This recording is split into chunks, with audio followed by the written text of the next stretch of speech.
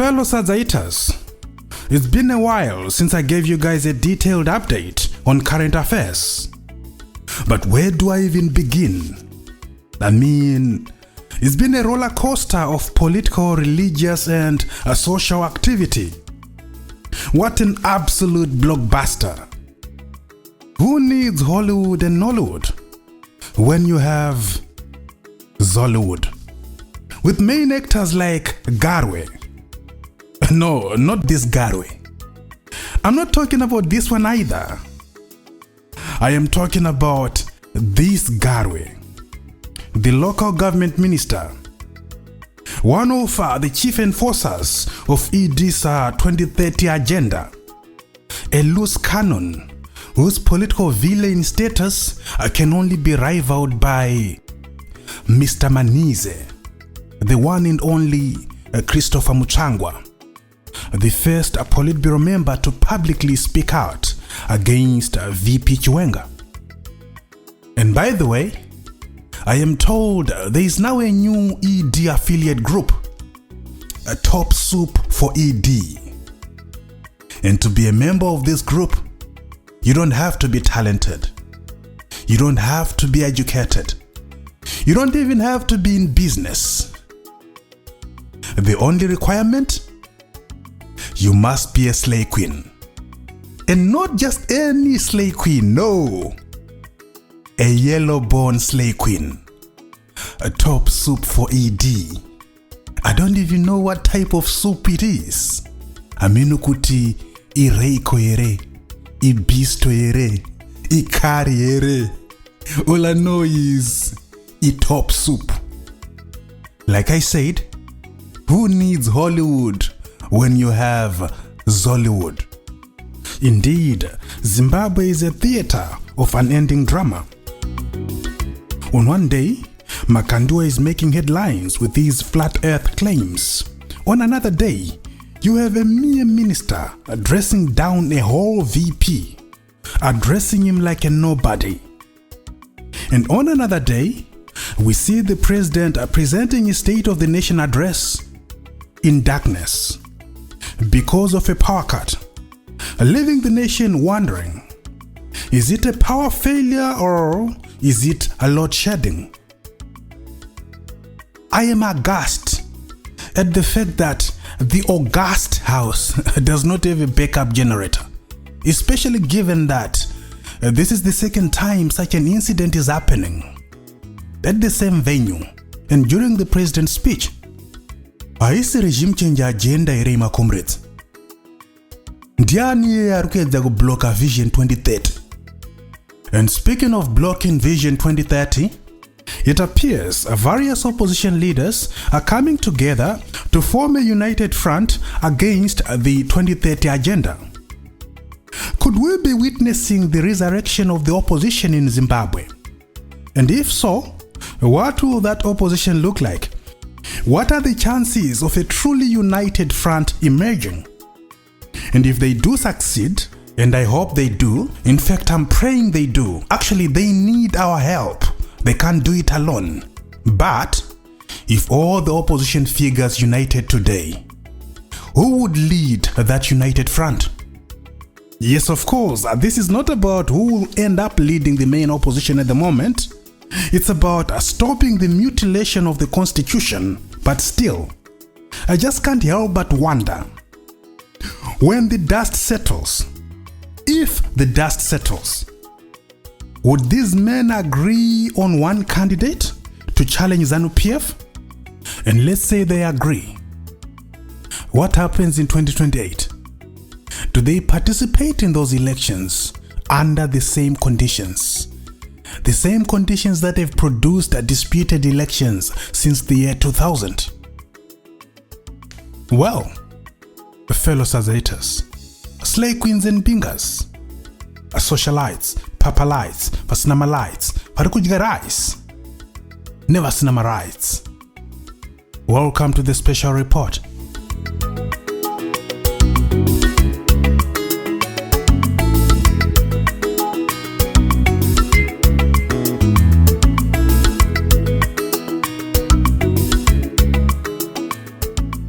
Now, Unsurprisingly, the just ended ZANU PF National People's Conference confirmed last year's decision to extend President Emmerson Mnangagwa's presidential term beyond 2028 up to 2030.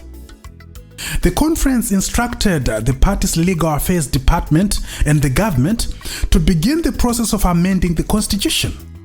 The person expected to lead this effort is this guy, Ziambi. I call him Z squared, Z for Ziambi. Now come to think of it, Zimbabwe does have several individuals with identical first and last names. The likes of Murape, Zakaria, Chirikure, Kazembe, and even Manize. Focus, Tashi, focus. Eyes on the ball, Taffy, focus. So, ZANU PF has directed its legal secretary, who is also the Minister of Justice, Ziambi, to initiate the constitutional amendment process that will allow ED to remain in office until 2030. Interestingly, if not revealingly, ED has not opposed this development, despite his repeated public statements that he will step down in 2028. This is a classic case of indicating right but turning left. And speaking of indicating right and turning left, at last year's conference, ZANU PF's legal team, led by Patrick Chinamasa, recognized that extending Mnangagwa's tenure to 2030 would require two separate referendums. The first referendum to remove the current two-term limit, allowing Zimbabwean presidents to serve for more than 2 terms. And the second referendum to allow Mnangagwa to benefit from that amendment. Because you see, under the current constitution, any extension of the presidential term limit applies only to future presidents, not the current president. In other words, if we amend the Zimbabwean constitution and make it possible for Zimbabwean presidents to be in office for more than 2 terms, then Emmerson Mnangagwa would not benefit from that amendment. That amendment would only benefit future presidents, not the sitting president. You will find this in section 328 of the Zimbabwean constitution. It was done to prevent ambitious leaders from changing the law for their own benefit. But it also serves a broader goal. What is that broader goal? Well, the broader goal is actually to discourage even the good leaders from holding on to power until they die. By good leaders, I mean performing leaders, effective leaders, competent leaders, popular leaders. A capable, competent, and popular president might win elections repeatedly until he or she dies. So this rule guarantees change in leadership. It guards against the dangers of prolonged rule, such as stagnation, corruption, and the slide towards a dictatorship. Because you see, power corrupts. If a leader remains in office for too long, more often than not, it becomes a dynasty. And in Africa, it becomes a family business. And sometimes, long-term leaders in Africa are succeeded by family members. It almost happened in Zimbabwe, you know. Grace Mugabe was on her way to succeeding her husband. So the 2017 coup prevented that. Section 328 was written to make it difficult for sitting presidents to tamper with term limits so that we don't end up with another Mugabe. And to be clear, what makes it difficult for a sitting president in this issue is that such a president would have to be extremely popular to go through with it, because it requires 2 separate referendums. But we all know that ED has not always had a good showing in elections, both as an MP and as president. And in particular, his presidential victories have been narrow and contested. In 2023, he received about 52.6% of the vote. In 2018, it was just 50.8%. Both outcomes were disputed, and in 2023, even SADC highlighted significant irregularities. Of course, ED was declared the winner in both elections, but the reality is that nearly half of Zimbabwe's registered voters did not support him in both elections. This makes the referendum route a high-risk option for him. And so, to address this risk, Mnangagwa's team seems to be changing its approach. They are no longer pursuing the referendum route. Instead, they are now saying they no longer want a third term. They now want to simply extend the length of Mnangagwa's current term. In other words, they are saying we will get to 2030 not via a third term, but simply by adding 2 years on top of Mnangagwa's current term.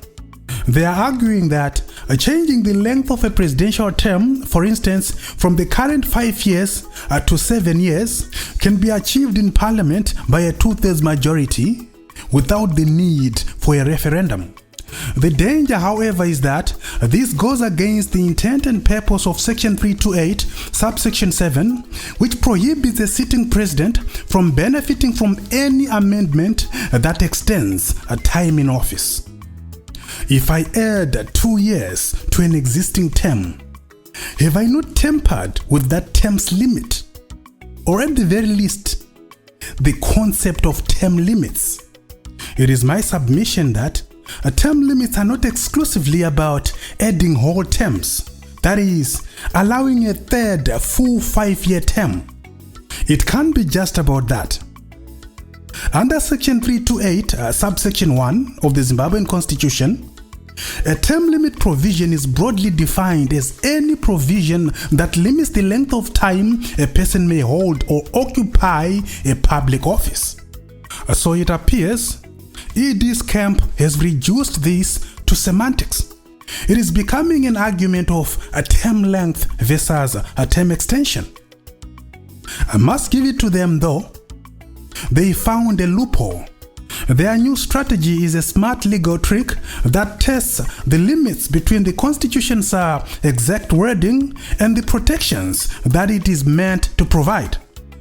To put it simply, their new strategy uses tiny gaps in the Constitution to get a result that goes against the Constitution's main goal, like stopping leaders from holding on to power forever. Looks like this will all go down to interpretation. Because you see, laws can be interpreted in different ways, depending on the interpreter and their motivation. This is why the legal system includes appeals. You can appeal a court's decision. That on its own is an acknowledgement that courts can be wrong. We appeal because we disagree with a court's decision. And higher courts sometimes reverse a lower court's decision. Such reversals occur because judges, just like any human being, can make mistakes due to unclear evidence, poor application of law, bias, or even capture. Consider 2017, when the military intervened to remove Robert Mugabe. After that coup, the Zimbabwean courts ruled that what the military did in 2017 did not constitute a coup d'etat. The present situation echoes 2017 in key respects. The boundary between law and politics is once again growing indistinct.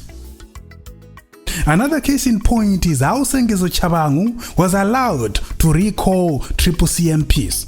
One relatively unknown individual suddenly became more powerful than the entire opposition party overnight. Even army generals have long been permitted to make political statements in clear violation of the Constitution, which explicitly requires them to remain non-partisan. And oh, by the way, ZDF commanders attended the recently concluded ZANU PF National People's Conference. A clear indication of where their allegiances lie, in case anyone was still in doubt. So, Given all this, if the ED 2030 amendment faces a court challenge, it's difficult to imagine any judge ruling against it. In fact, I dare say that challenging the ED 2030 project in court is like suing the devil in the court of hell. Like literally walking in the constitutional court of hell and filing a lawsuit against the devil. The question you should be asking yourself is, who does the Chief Justice of Hell report to? Now I know that's dark humor, but what I'm trying to illustrate is simple. If ED truly wants his 2030 project to happen, then no legal weapon formed against his plan shall prosper. A court challenge alone will not be enough. Legal action is important for posterity, yes, but in practical terms, only mass action, broad-based, nationwide and sustained mass action could present a real challenge to the ED 2030 project. The only problem is that people would need to be exceptionally brave, because any such action would almost certainly be met with a heavy-handed response from the authorities. Memories of the August 1st, 2018 CBD shootings are still fresh in the minds of many. Blessed Rune Sugeza learned that the hard way. Opposition figures like Tendai Biti, Job Scala, and Jacob Ngarivume, amongst others, have begun joining forces to resist the 2030 project. And in typical ZANU PF fashion, riot police were deployed to prevent the press conference from happening, and the venue was gutted by fire in what is believed to be an arson attack. And even the security guard on duty was reportedly kidnapped by unknown people around midnight. It sounds like a Hollywood movie, right? No, sir.